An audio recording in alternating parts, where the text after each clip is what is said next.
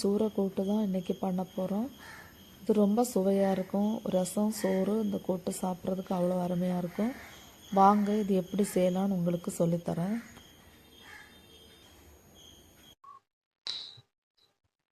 சூரை கூட்டு பண்ணுறதுக்கு ஒரு ஸ்பூன் கடுகு, ஒரு ஸ்பூன் வெந்தயம்.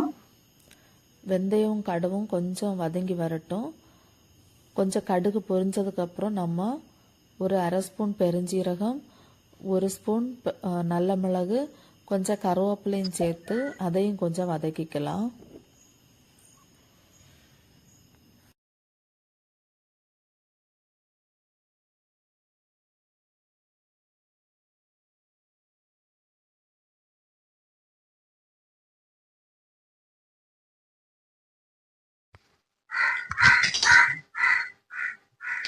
இதில் ஒரு அரை மூடி துருவின தேங்காய் சேர்த்து இதை நல்லா ஒரு பொன் நிறமாக இதை வதக்கிக்கலாம்.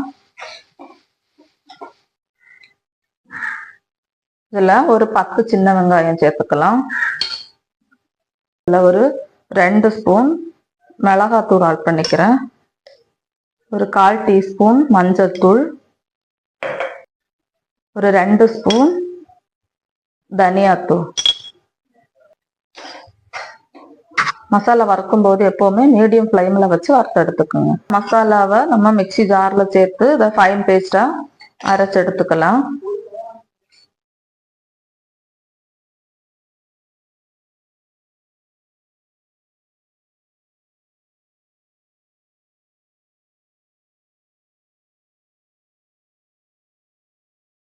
எலுமிச்சம் அளவு புளி எடுத்திருக்கேன்.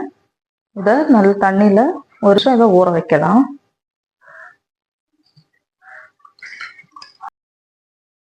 இப்போ நம்ம ஃபைன் பேஸ்டா அரைச்ச மசாலாவை இதுல சேர்த்துக்கலாம். புளி தண்ணியை சேர்த்துக்கலாம். இதுல நம்ம கட் பண்ணி வச்சிருக்கிற சூரை மீனை போட்டுக்கலாம்.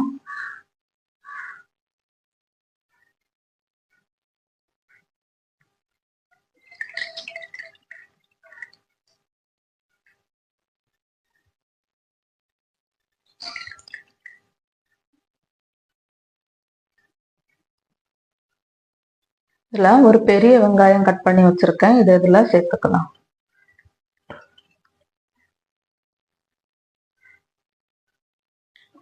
இதுல ஒரு பழுத்த தக்காளி எடுத்திருக்கேன்.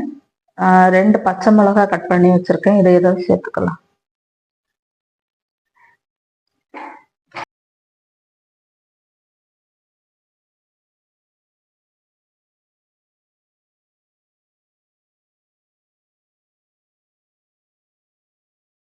தண்ணி கொஞ்சம் அளவா ஊற்றினா போதும். இப்போ உப்பு போட்டு நம்ம இதை மூடி வச்சு ஒரு 20 நிமிஷம் வேக வச்சு எடுத்துக்கலாம்.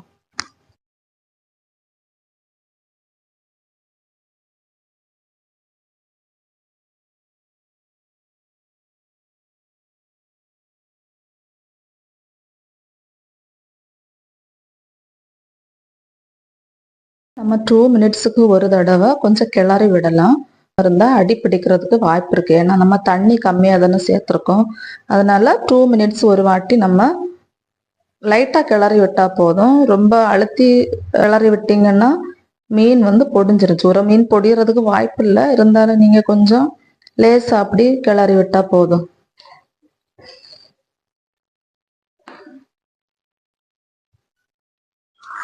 குழம்புல தாளிச்சு ஊற்றிடலாம். சூரை கூட்டு ரொம்ப அருமையா வந்திருக்கு. கூட்டு தாளிச்சுட்டு ஸ்டவ் ஆஃப் பண்ணிட்டேன். பாருங்க, இது இன்னும் இந்த மண் சட்டியில இருந்து இன்னும் திக் ஆகும். அதனால இந்த ஸ்டேஜ்ல நீங்க ஆஃப் பண்ணிடுங்க, போதும். இது ரசம் சாதம் கூட, அதாவது சோறு ரசம் இந்த கூட்டை வச்சு சாப்பிட்றதுக்கு அவ்வளோ அருமையா இருக்கும். உங்க வீட்டுல செஞ்சு பாருங்க. ஃபர்ஸ்ட் டைம் நீங்க எங்க வீடியோ பாக்குறீங்கன்னா லைக் பண்ணுங்க, ஷேர் பண்ணுங்க, சப்ஸ்கிரைப் பண்ணுங்க.